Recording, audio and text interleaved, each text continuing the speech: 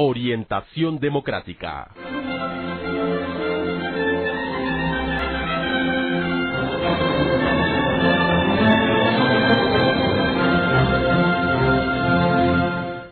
Con el sonido de los bronces de la Orquesta Sinfónica Nacional en esta composición del maestro Luis Nieto llamada Joyas Hondureñas, recibimos al presidente del Partido Demócrata Cristiano de Honduras, el señor Lucas Aguilera, que abordará, que platicará durante los siguientes minutos con nosotros sobre las reformas al sistema electoral vistas desde la óptica de un partido de los llamados minoritarios, un partido de los llamados emergentes, que ya no lo son tanto, ya son partidos que tienen más de 30 años de existencia, pero digamos que los partidos menos mayoritarios, por decirles, por usar un concepto que tampoco los circunscriba ni los lacre. Señor Aguilera, ¿puede contarnos un poco cómo ve usted cuál es el diagnóstico que usted haría del sistema electoral actual? ¿Qué tanto se ha crecido o no en estos 29 años de democracia? Hemos avanzado, ¿verdad? Los 28, 29 años que tenemos de ir ejerciendo este proceso de transformación en Honduras, hemos avanzado. No nos olvidemos que arrancamos con una sola papeleta en donde se votaba por el diputado, por el alcalde y por el presidente. Ya la separación del diputado con el presidente de la República ya es bastante más los alcaldes.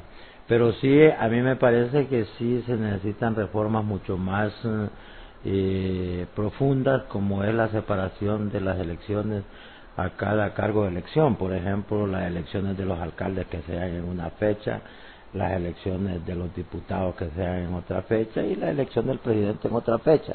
Algunos dirán que eso requiere mayor recurso, es posible, pero entre más independencia tengan los cargos a elegir, en ese sentido yo creo que la población se siente como con mucha más libertad.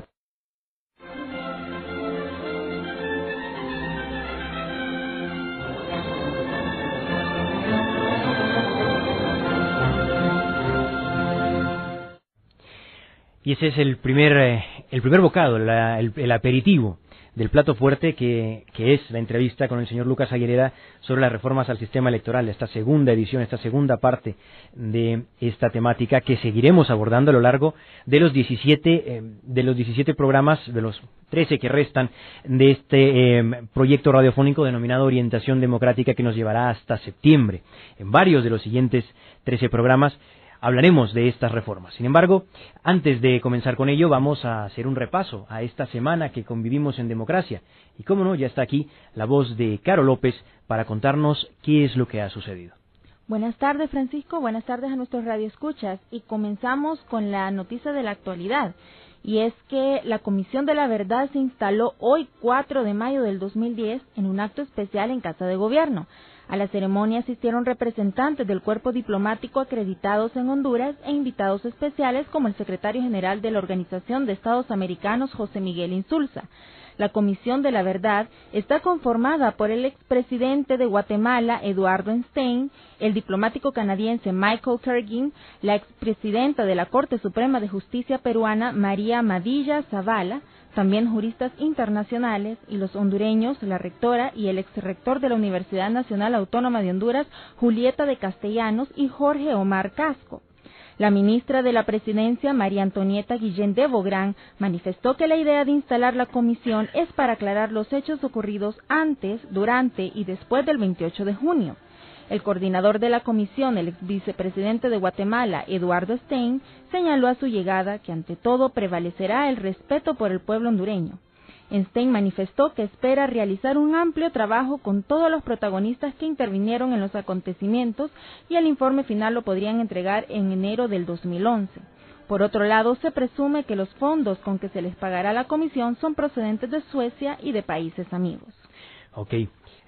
Pues la Comisión de la Verdad, justo en una de las pantallas que hay en el estudio de Radio América, veíamos hace poco en CNN cómo se conectaban en directo con Casa Presidencial para otro de los actos que tienen que ver con la instalación y el funcionamiento ya de esta Comisión de la Verdad. Carol, pero este no ha sido el único tema, ¿no? También hay otro que tiene que ver con la convivencia democrática y precisamente con una de las claves para que podamos avanzar como sociedad. Así es, y es uno de los sectores más importantes, que es el tema de educación. Y es que la Secretaría de Educación pidió este lunes la intervención del Ministerio Público ante la amenaza de los maestros de irse a un paro de labores convocado para el próximo jueves y viernes en protesta de la destitución de directores departamentales. Las autoridades destituyeron en abril a los directores departamentales tras un informe de la Procuraduría General de la República en el que se indica la irregularidad efectuada con las contrataciones de los mismos al no cumplir con el reglamento del concurso. Sin embargo, el presidente del Sindicato Profesional de Docentes Hondureños, Bertín Alfaro, aseguró que los directores departamentales participaron en un concurso bajo todas las regulaciones para obtener la plaza. Por otra parte, la abogada de los derechos humanos, Sandra Ponce, informó que cuando se anunciaron estos paros, la Fiscalía, conforme a lo que la ley del Ministerio Público, en su numeral 6 del artículo 16, aplicarán responsabilidades disciplinarias a todos aquellos servidores públicos que con el abandono de sus funciones ocasionan la anulación del disfrute del derecho de la educación. La abogada agregó que siempre se ha ponderado el derecho a huelga de los maestros, pero deben hacerlo dentro del marco de la ley. Muy bien, el primero de los temas, institucionalidad y reconciliación, convivencia política. El segundo, cómo no, educación, temas claves dentro de la convivencia democrática. Y, por razones de tiempo, nos vamos directamente a uno que tiene que ver con el bienestar social, o con el bienestar de los ciudadanos. Así es, y es que la Dirección General de Transporte y los transportistas del rubro urbano llegaron a un acuerdo desde el viernes para no cobrar el pasaje a las personas mayores de 65 años.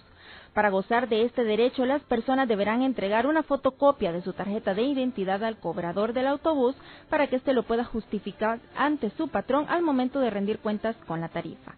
Varios adultos mayores han manifestado que la Dirección de Transporte le ha faltado publicar el acuerdo en los medios de comunicación social para dar a conocer este pacto. Orientación democrática.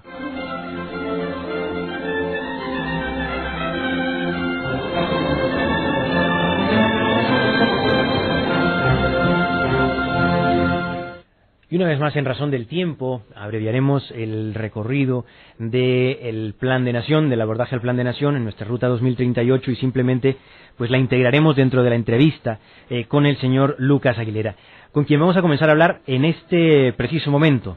Hablábamos ya de cómo él hacía un diagnóstico rápido y amplio de cómo habíamos avanzado en los últimos 28 o 29 años de convivencia democrática. Pero entremos ya en materia directa y hablemos, por ejemplo, señor Aguilera, del abstencionismo. ¿Qué tan real es el abstencionismo? ¿Cómo lo cataloga usted? ¿O qué visiones particulares puede tener sobre él? No comparto que en Honduras tengamos el 50% de abstencionismo electoral, sino que lo que ocurre es que el patrón electoral tiene una serie de problemas que deberíamos de resolver. Por ejemplo, se habla de que tenemos 4.200.000 electores en el patrón electoral, pero de esos 4 millones tenemos 1 millón en los Estados Unidos, y hay 1 millón que no participa. Tenemos, por ejemplo, un montón de militares que están dentro del patrón electoral, que por el hecho de ser militares tampoco participan en el proceso. Pero además tenemos un problema grave que no hemos podido resolver. Por ejemplo, aquellos familiares y enfermos que tenemos en los principales centros, como es el Hospital Escuela, el Catarino Rivas, el Hospital del Sur, en los principales hospitales departamentales, allí tenemos el enfermo y de repente tenemos 1 y 2 familias que están atendiendo al enfermo. En ese día electoral no vota ni el enfermo ni los que están atendiendo al enfermo. Yo no le podría dar una cifra, pero es bastante. No hay cama libre, entonces eso significa que allí podemos tener un número no menos de 200.000 personas que están atendiendo a sus enfermos, que no van a ir a votar y que se ubica como que no quisieron votar, porque el abstencionismo es aquel que no quiere votar, ¿verdad?